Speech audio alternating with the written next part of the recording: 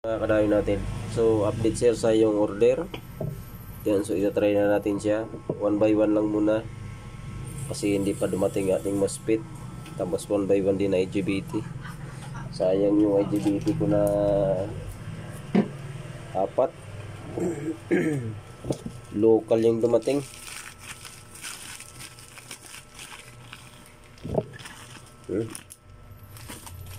Local yung IGBT natin na dumating. Ito yung laman niya. Local yung 4. So sayang na to. IGBT natin. So ayan. Ang gamit natin dito ay 60-100 na IGBT. Tapos dito sa MOSFET natin ay 1 by 1 lang. Ang gamit natin dito ay 290 80. Yan. 290-80. So ayan, so itatry natin siya 1000 watts muna. Ayan. 1000 watts muna natin siya. Subukan kasi wala pa yung pan pa ang di pa dumating. So ito yung ating volume, naka 0 siya, 0. Naka 0 volume siya. 0. I-check natin, sound check natin muna. Bago natin asimbolin kasi wala pa tayong MOSFET na iba.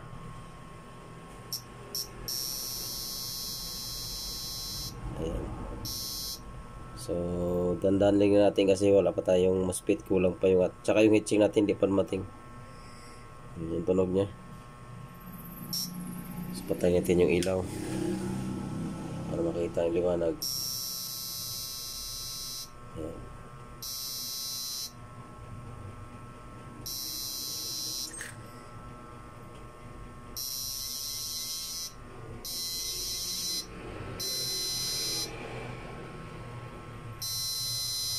Hindi pa natin yan nakalibrate. Ayan.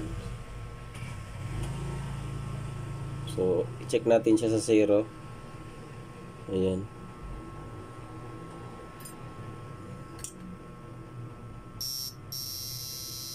So ito yung ating ammeter.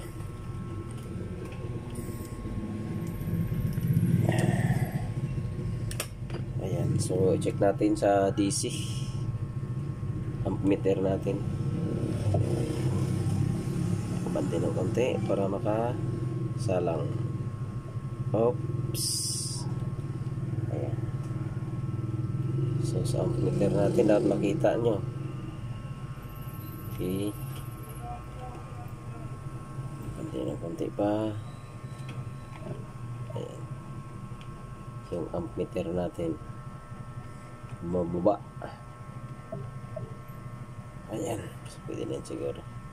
So sa 0 volume, ayan, naka 0 tayo.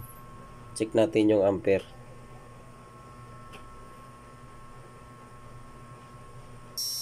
Okay.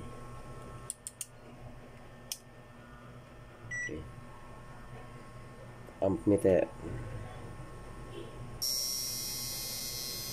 8. So nasa 8 ampere.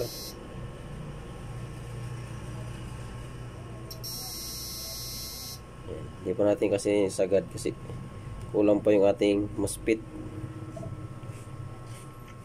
Kulang pa yung MOSFET natin.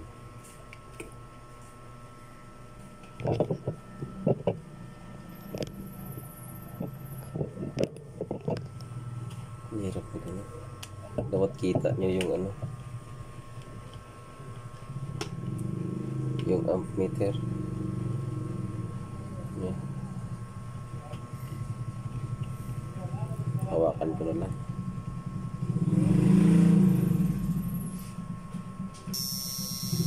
Ayan.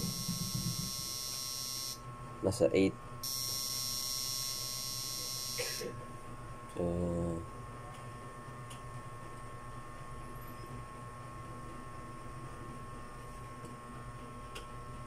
check natin sa sagad, nakasagad volume siya. Check muna natin. Wala kasi itong pan. Yan, nakasagad volume. Ayan. 28. So 28 ampere. Ayan. Kaya pa to palakasin. Kaso hindi pa natin mapalakas kasi kulang pa yung ating MOSFET. Dapat makalibrate natin to sa nasa 100 ampere na kinakain sa battery.